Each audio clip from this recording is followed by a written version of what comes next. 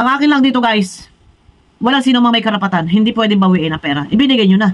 Ha? Pag binigay na, wala nang bawian. Ay, dumating kang wala, ay di umalis kang wala. Ano, ang lagay? Ha? Dumating ka, anong dala mo?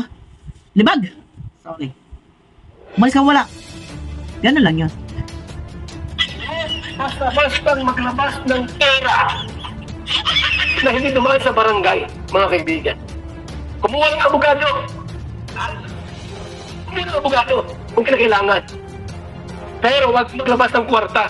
Yung ginagawa nila sa kabilang panig, na pre-pressure si Tikram, ibalik mo yung pera, sabihin natin 24,000 yan. Pick-up ninyo. Ha? Pick-up ninyo. Ano gawin yan? Ano sila? Ha? Ano sila? Siniswerte? Wala po. Kahit si Dave ay walang rights. Ayun.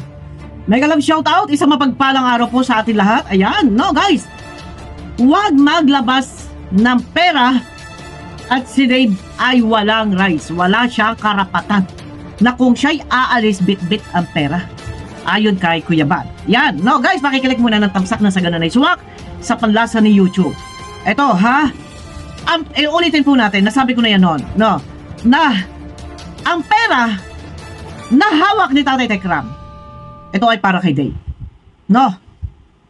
Tulong ng mga ninong, mga sponsor para sa pag-aaral ni Dave. Ito ay isinuporta kay Tatay Tekram bilang si Tatay Tekram ay charity vlogger na meron siyang beneficiary. Itong si Dave. Ah? Para sa kinabukasan. Umayaw ang Dave.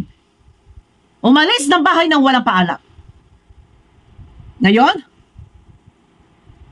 kukunin yung pera. Ano karapatan mo? Ha? Ano ang karapatan mo?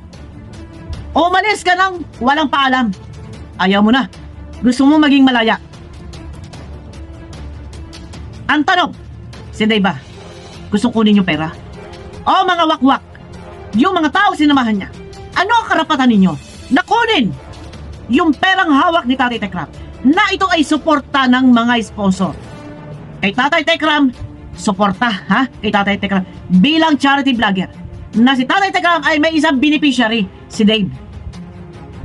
Suporta para sa pag-aaral. Ay ayaw! Umalis na nang walang paalam. Gustong maging malaya. Sa pag-alis na yan, kukunin yung pera. Kung gusto mong mapakinabangan yung pera, bumalik ka sa Manalastas family. Ang pera ay pinagkatiwala ng sponsor, Tatay Tekram. Si Tatay Tekram ang may karapatan na maghawak ng pera para isuporta sa iyong pag-aaral, para bigyan ka ng magandang bukas. Ha? Eto, kay Kuya Bal, shout out. May tama si Kuya Bal. Huwag maglabas ng pera kahit 5. Ah? Ang magulang ni Dave, walang plano na bigyan siya ng magandang buhay, magandang kinabukasan. Ibang tao ang may magandang pangarap. Shout out sa mga nagwakwak, sa mga sinamahan ni Dave. Wala kayong karapatang bawiin ang pera. Kung gusto niyo, ha? Kung gusto niyo ng magandang buhay para kay Dave, bigyan nyo sarili nyong pera, gastusan nyo, pero huwag na huwag ninyong ipangangalakal. Ha? Huwag na huwag ninyong ipagsusulisit. Uusigin namin kayo. Walang karapatan po na kunin yung pera niya. Hindi niya sa kanya. Tama. Yan po ay sa kanyang pag-aaral. Hindi pwede ma-divert. Ngayon, kinuha nila yung bata. Sila ang... Ibig sabihin ni Kuya Bal, hindi pwedeng ma-divert. Yung pera na para sa pag-aaral, kukunin cash. Ano assurance? Ano yung kasiguraduhan? Na kapag ang pera binigay kay Dave cash, sino magmamaniobra? Ay minor. Sino? Yung mga wakwak? Wow, ang gagaling ninyo. Kung gusto ninyo, pera ninyo na isusuporta sa pamilya nyo, ibigay ninyo para kay Dave. Itustos nyo para kay Dave. Ha? Ganun lang kasimple yun. Magpaaral niyan. Kinuha yung bata, tinatago. Oh. Sila ang magpaaral niyan. Tama. Mga kaibigan. Correct. Hindi yung perang naipon ni Tikram sapagkat siya ang may gawa niyan. Siya ang nag-ipon niya, hindi sila. Okay. Tama. Nagkaroon ng suporta si Dave, nagkaroon ng sponsor si Dave, ito ay dahil kay Tatay Tekram. Yun ay suporta ng mga tao na supporters ng sponsor kay Tatay Tekram bilang charity vlogger. Ha? Si Tatay Tekram mayroon charity works. May mga beneficiary. Isa na niya si Dave. Kay Tatay Tekram yun. Walang karapatan si Dave doon. Ha? Ang may karapatan si Tatay Tekram, siya ang magmamanage ng pera to suportahan si Dave.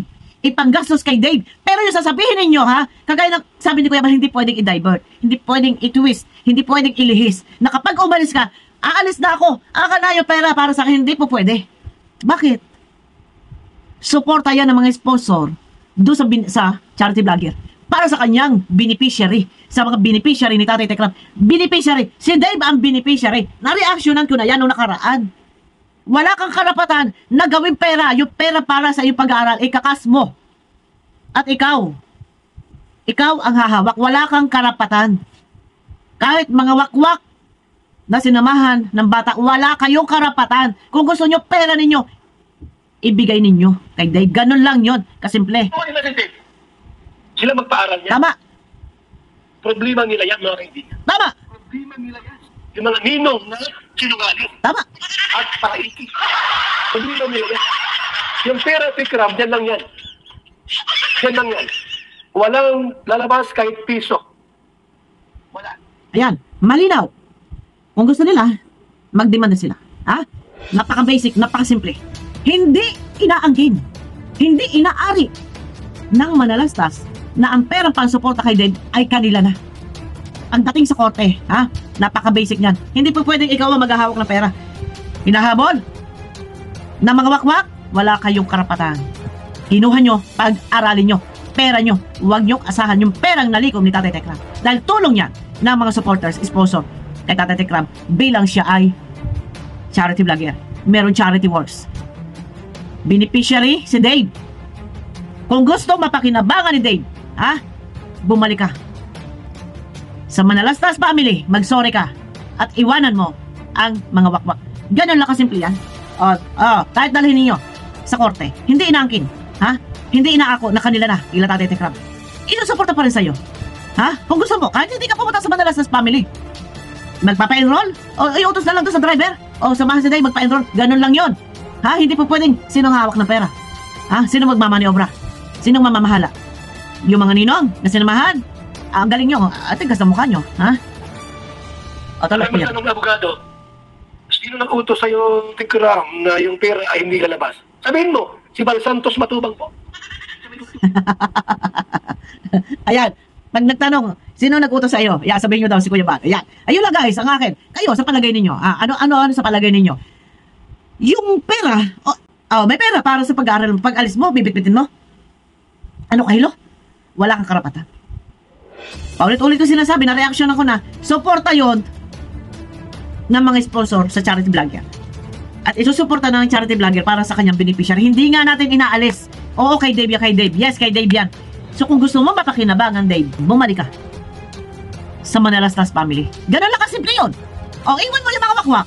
At saka hindi ka magkakaroon ng katahimikan. Hindi ka magkakaroon ng kapayapaan hanggat ikaw ay nandyan. Hanggat nagsasalita ito si Daisy. Wala kang kapayapaan. Sira at sira ang iyong pangalan. Nasira na dahil sa mga pangyayaring ito na mas pinili mo samahan ang iyong mga wakwak na yan, mga ninong-ninong na yan, na mga konsentidor kaysa sa taong nagmahal sa'yo. Magulang mo, walang pangarap sa'yo, walang pagmamahal sa'yo. Hindi ka malang inalaala na bigyan ng magandang buhay, magandang bukas. Anong nangyari? Iyon, sa bagay, ito na. Walang karapatan ang sino man. Si Tatay Tekram lang ang may karapatan. Sabi ni Kuya Bal, huwag maglabas ng kahit 5. Tama! Bakit? Ayaw na! Hindi ba pwede ka umalis ka? Bibit-bitin mo yung pera? Ganun-ganun na lang yon. Kung natatandaan nyo yung umiyak si Tek Jun, hindi ganun kadali yon. Iniisip ko si Tatay Ram, si nanay siya. Sa nangyari na to na, hindi na yung mangyayari. Ko ba sobrang bigat ng ko. Sobrang bigat sa dibdib. Na parang bang gano'n na lang kabilis. Yung kanilang sakripisyo, yung kanilang effort, ha? Yung pagmamahal. Matapos nga naman, ikaw ay yakapin, arugain, lahat na natuto mag-drive na magagarang sasakyan. Kung napanood nyo yung isang reels, nagda-drive ng isang helicopter.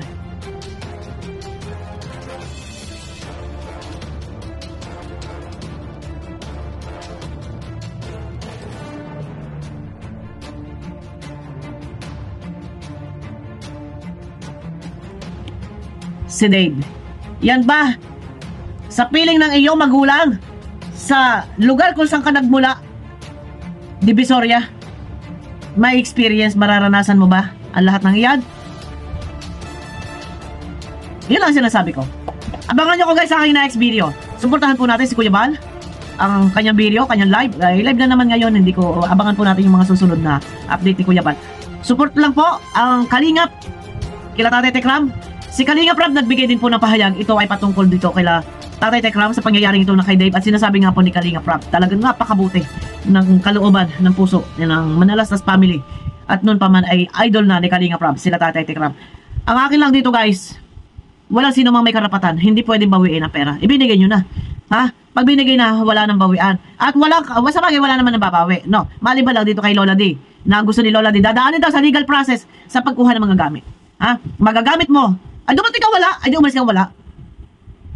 Ano, ang lagay? Ha? Dumating ka, anong dala mo? Libag. Sorry. Umalis ka wala. Ganun lang yun.